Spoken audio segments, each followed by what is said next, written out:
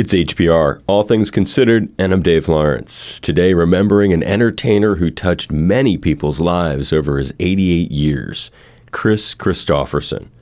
Announced over this past weekend that he passed away on Maui at home, we honor Kris by flashing back to his 2011 interview he did, originally conducted ahead of a benefit concert he was doing for Maui's Lokalani Ohana nonprofit. Kris had long connections to Hawaii, we'll hear, as we celebrate his life. Kris Kristofferson. Aloha, my brother. Aloha, Dave. That's a pretty fancy introduction there. I didn't want to come to the party and not be prepared for you, my friend. Well, I appreciate the word. You're welcome, and I appreciate the time. When did you first come to Hawaii? Give us sort of a personal rundown.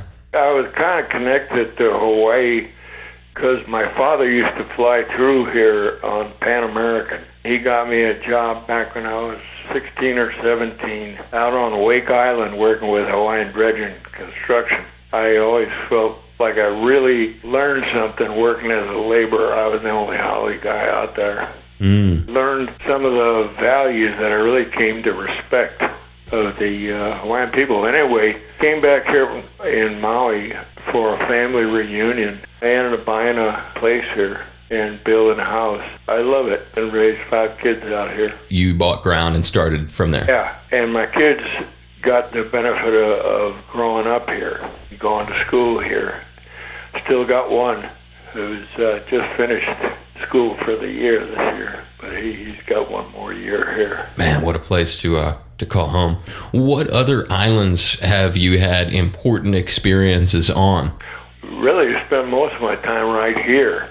But I've got some property over on the Big Island where I had a kind of a foster daughter living over there. They're not anymore, so I don't know how long we'll be connected to that. But I felt a connection to Hawaii since Wake Island, really. All the people from Hawaiian dredging were great education for me and a model on their way of thinking, the values that they had. Right, you coming from a completely different ethnic background. I grew up in the Philly area, so I can kind of... Yeah, you know what I mean. Yeah, totally, brother. How did you end up in Hana? Well, I came out here at a family reunion that my parents got the whole family together for.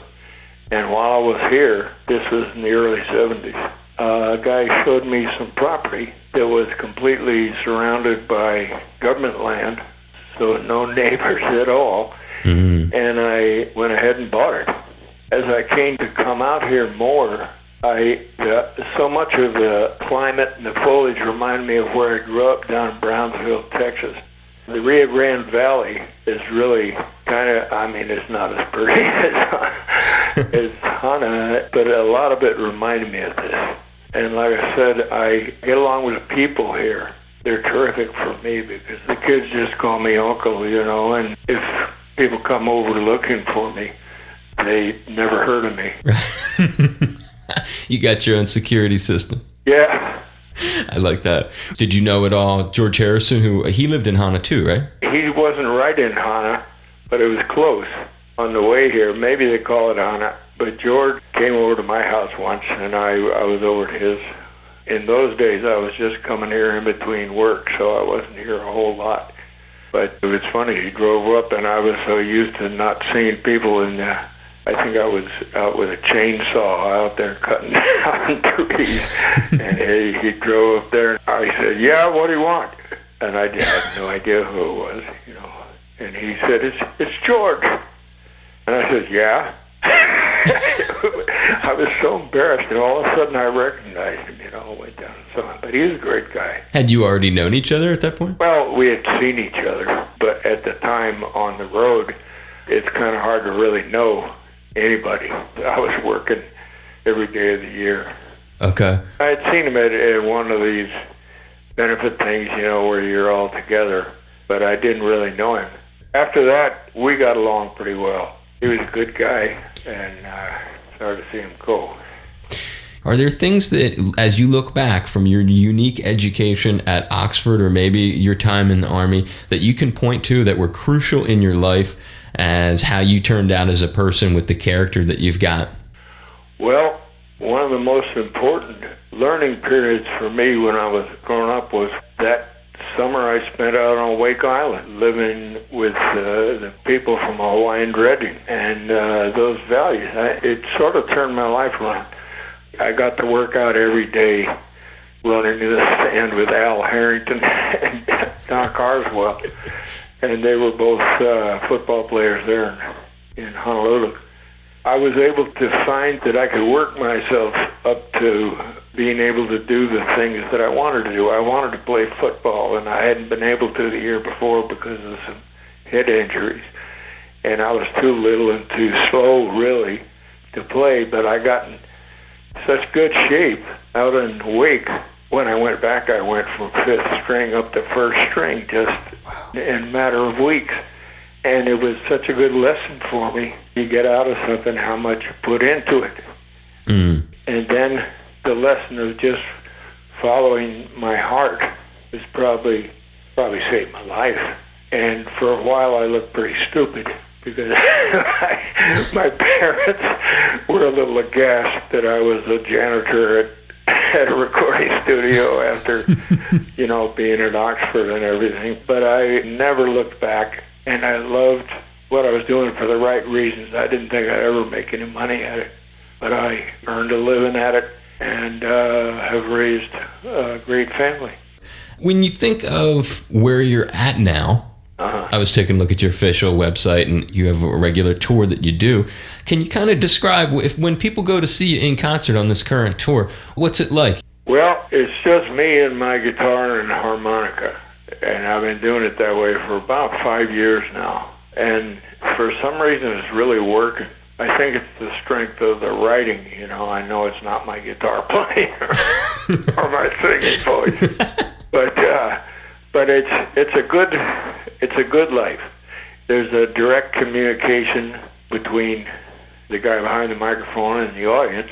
I can make a mistake without causing a train wreck. Right. I've come to really appreciate it. It sounds like it's a very loose and personal show. Yeah, and it's about an hour and a half of mostly music, mostly the songs. Me and Bobby McGee is in there, yeah? Oh yeah, I would never leave out. McGee. Who's your favorite person who's covered that? Gotta be Janis. Yeah, man. But Jerry Lee got a great one, Jerry Lee Lewis. Mm.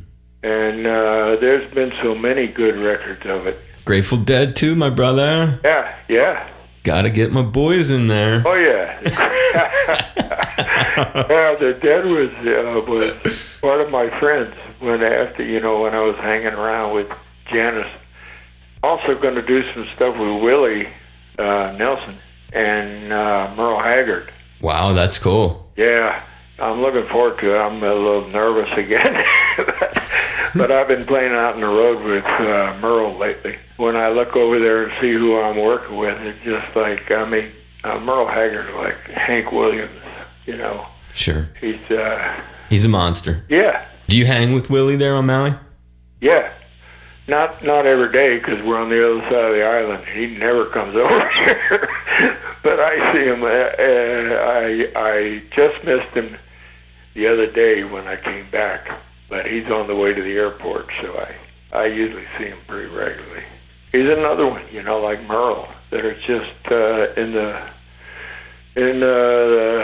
Holy Hall of Fame, whatever that is. That's a good word for it. Sit around and talk with Willie. Right.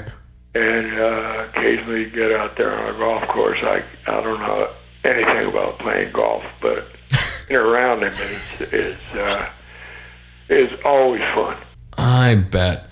As we wrap it up, I hope this has been okay. Maybe someday you'll let me come interview you and Hana, my brother. Perfect. Do you listen to Hawaii Public Radio? Listen, I don't listen to the radio. I don't listen to music or anything when I get home. I just rest up for the next time I go out. I don't blame you. I will listen to it. I do the afternoons, all things considered. Yeah, well, that's terrific. And I will be, I'm gonna listen to it. Appreciate it, Kris. It was a lot of fun, brother. Well, I hope I see you at the gig or something. How often do you come into Honolulu? Not much. I hadn't been there in a long time. I believe it. I give you a big hug. I give you a high five. There you go. Be safe, brother Kris. Stay in touch. Thank you, man. You too. Aloha, bro. Aloha. Busted flat in Baton Rouge and heading for the trains, feeling nearly faded as my jeans.